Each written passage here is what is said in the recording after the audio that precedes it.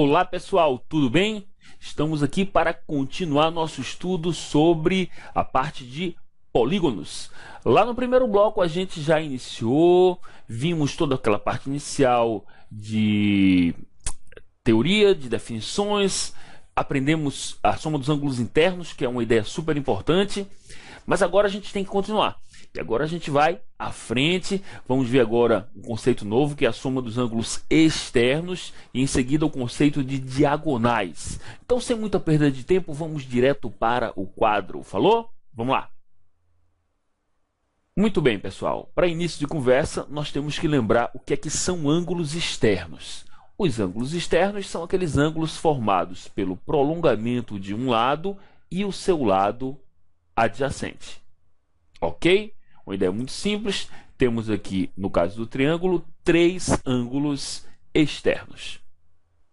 Repare que os ângulos externos são todos, no caso desse desenho específico, maiores que 90 graus, não é? Repare que no caso do triângulo, a gente tem três ângulos externos, só que são ângulos externos bem grandes, não é assim? Agora vamos dar uma olhada nesse polígono aqui. Esse polígono possui 1, 2, 3, 4, 5, 6, 7 lados. Portanto, tem, obviamente, 7 ângulos externos. O ângulo externo 1, o 2, o 3, temos o ângulo 4, o ângulo 5, o ângulo 6 e o ângulo 7. Legal? Muito bem, gente. Vamos dar uma olhada com calma. Esses aqui são todos ângulos externos e eles são em uma maior quantidade. Porém, perceba que os ângulos, de uma forma geral, todos eles diminuíram de tamanho. Não é isso? Uma coisa compensa a outra, ok?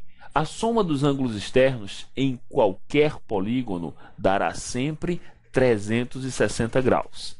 Alguém mais desavisado pode pensar assim: poxa, mas se o polígono tem uma quantidade muito grande de lados, vai ter muitos ângulos externos. Pois é, mas a gente está vendo aqui que os ângulos externos diminuem sua amplitude quando a quantidade de lados aumenta, certo? Óbvio que existe a propriedade demonstrada, e a gente vai fazer isso num bloco lá no final do capítulo, somente com demonstrações mais sofisticadas, ok? Por agora, o que eu quero que vocês não se esqueçam é justamente isso. A soma dos ângulos externos em qualquer polígono dá sempre 360 graus. Legal? Muito bem. Vamos em frente. Agora a gente vai falar sobre as diagonais. Esse é um tópico super importante dentro do capítulo de polígonos. Olha só, as diagonais são segmentos de reta que possuem como origem e extremidade vértices não consecutivos de um polígono. Olha só esse exemplo, gente. Algumas diagonais aqui estão sendo indicadas, ok? A gente tem sempre, mais uma vez, segmentos de reta que ligam vértices não consecutivos. A origem e a extremidade desses segmentos caracteriza justamente dois vértices não consecutivos. Legal? Só que tem um detalhe, gente. A quantidade de diagonais tem a ver com a quantidade de lados do polígono? Dá para perceber que quanto maior a quantidade de lados, maior a quantidade de diagonais. É só a gente imaginar. Um triângulo, por exemplo, não possui diagonais. Já um quadrado, ou um quadrilátero de uma forma geral, possui duas diagonais. E quanto mais lados a gente tem em um polígono, maior é a quantidade de diagonais.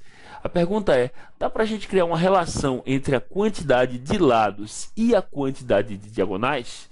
Isso a gente vai ver agora, ok? Vamos voltar ao quadro. Olha só, o triângulo possui três vértices e não possui diagonais simplesmente porque não tem vértices não consecutivos. Portanto, o número de diagonais é 0. Já um quadrilátero possui duas diagonais. Se a gente for pensar em pentágono, aí o pentágono já passa a ter 5 diagonais. Observe, 1, 2, 3, 4, 5. Legal, vamos em frente. E o hexágono? O hexágono possui 1, 2, 3, 4, 5, 6, 7, 8, 9 diagonais. Repare que aqui a quantidade de diagonais já é superior ao número de lados. E, gente, dá para a gente criar uma relação entre essa quantidade de diagonais e a quantidade de lados. Olha, 7 lados, a gente vai ter, já vão ser mais diagonais, vão ser ao todo, observe, 14 diagonais. A relação que une justamente a quantidade de lados com a quantidade de diagonais é essa daqui. N vezes n menos 3 sobre 2, onde n é o número de lados e d, obviamente, o número de diagonais. Esta é uma outra propriedade importantíssima que eu prefiro deixar a demonstração lá para o final. No último bloco a gente vê todas as demonstrações mais demoradas, ok? Muito bem. Vamos agora, com essa ideia, trabalhar um pouquinho, fazer um exercício aqui na parte teórica de polígonos. Olha só, a soma dos ângulos internos de um polígono convexo é igual a 1620. Calcule o número de diagonais desse polígono. E aí, gente, olha só, estamos mexendo com ângulos internos e com quantidade de diagonais. A questão começa sugerindo que a soma dos ângulos internos é igual a 1620. E a gente tem que lembrar algo que foi visto lá no primeiro bloco. Soma dos ângulos internos, 180 vezes n menos 2. Muito bem. Vamos em frente. Ele deu a soma dos ângulos internos. Portanto, substituiremos aqui o 1620. Ok? 1620 é igual a 180 multiplicado por n menos 2. Lembrem-se, n é a quantidade de lados. Esse 1800 vai passar dividindo, e aí nós teremos 1620 dividido por 180. Se nós fizermos essa conta com bastante calma, encontraremos 9, ok? E aí, 9 igual a n menos 2, passando o menos 2 somando, a gente fica com n igual a 11, portanto é o undecágono. Só um detalhe. Pessoal, nesse momento, nós acabamos de encontrar o total de lados. Repare que a fórmula da soma dos ângulos internos está em função do número de lados. E a fórmula das diagonais, que a gente acabou de ver alguns minutos atrás, também está em função da quantidade de lados. Portanto, o número de lados é o grande segredo para qualquer questão envolvendo o polígono.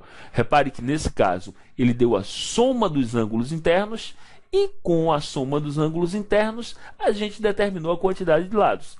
Agora, a gente vai pegar essa quantidade de lados e substituir na propriedade das diagonais.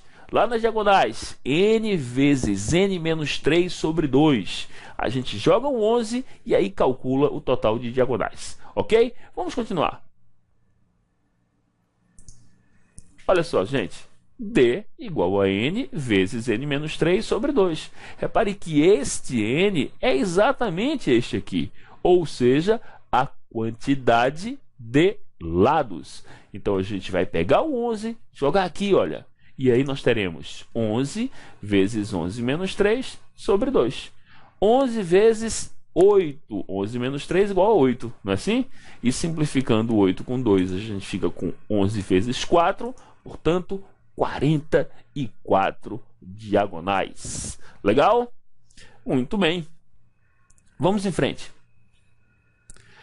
Agora nós entraremos numa parte importantíssima, que é a parte dos polígonos regulares. Olha só, primeira perguntinha, o que é um polígono regular? Isso pode ser respondido com essa definição. É o polígono simultaneamente equiângulo, ou seja, que possui os ângulos internos congruentes, e equilátero, ou seja, que tem também todos os lados congruentes. Muito bem. Vamos ver um exemplo aqui bem básico. Alguns exemplos, na verdade. O triângulo equilátero, o famosíssimo triângulo equilátero, os ângulos internos são todos iguais a 60 graus. Temos o quadrilátero regular, conhecido como quadrado. Temos o pentágono regular, o hexágono regular e assim por diante. Qualquer polígono tem a sua versão regular, ou seja, todos os lados congruentes e todos os ângulos internos também congruentes. Legal? Dentro desse conjunto especial de polígonos, o conjunto dos polígonos regulares, a gente pode criar algumas definições. E nós temos que conhecer essas definições, ok? Olha só. Elementos do polígono regular. Primeiro, o apótema. O apótema é o segmento de reta que liga o centro até o ponto médio de um dos lados do polígono regular, ok? Vamos dar um exemplo aqui.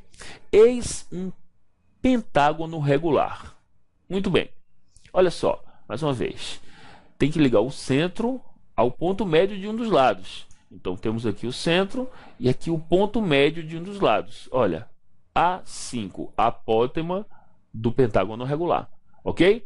Detalhe importante, gente. Aqui é o ponto médio, legal, mas além disso, a gente tem algumas características importantes. A primeira delas, o apótema, além de tocar no ponto médio, incide perpendicularmente. Isso é muito importante. A gente não pode esquecer disso. E a segunda observação é que o apótema termina sendo o raio da circunferência inscrita. Muita gente confunde inscrito com circunscrito. Inscrito é quem está por dentro. Circunscrito é quem está circunscrevendo, ou seja, está por fora. Esta circunferência é inscrita neste polígono, ok? Muito bem, vamos em frente. Agora a gente vai ver a segunda definição, que é justamente a definição de raio. Vamos lá? Olha só. Raio é o segmento de reta que liga o centro a um dos vértices do polígono regular. Mais uma vez, usando o pentágono como definição. Eis o raio. Aqui é o centro e aqui o vértice. E aí a gente tem o raio do polígono regular. Ok? Duas características importantíssimas. O raio termina dividindo o ângulo interno em duas partes congruentes. Ou seja, termina funcionando como bissetriz do ângulo interno. Legal? E além disso, o raio também é o centro, ou melhor, o raio do polígono também é raio da circunferência, dessa vez circunscrita. Olha só, o raio do polígono é o raio da circunferência circunscrita. Essas são características super importantes que a gente não pode deixar de conhecer, ok? Só um detalhe. Gente, eu estou aqui para reforçar algo muito importante. Esse papo de apótema e de raio só serve para polígonos regulares. Não se esqueçam disso. A gente pode até imaginar um retângulo, por exemplo, e a partir do centro do retângulo traçar um segmento de reta que vá desde o centro até o ponto médio de um dos lados. Vai até formar um ângulo de 90 graus, mas não podemos chamar de apótema, ok? Então, a ideia de apótema e a ideia de raio são ideias características pura e simplesmente de polígonos regulares. Por favor, não se esqueçam disso, ok? Vamos em frente. Muito bem, pessoal, ainda não acabou, ok? Agora a gente vai para a letra C, que é a ideia de ângulo interno. A ideia de ângulo interno tem a ver justamente com polígonos regulares, porque todos os ângulos internos são congruentes. Já que a gente sabe somar todos esses ângulos através da fórmula específica SI, soma dos ângulos internos, nós também podemos calcular o valor de cada ângulo interno desses, ok? Olha só, se a soma vale 180 vezes n menos 2, é só a gente pegar essa propriedade e dividir pela quantidade de lados. Perfeito?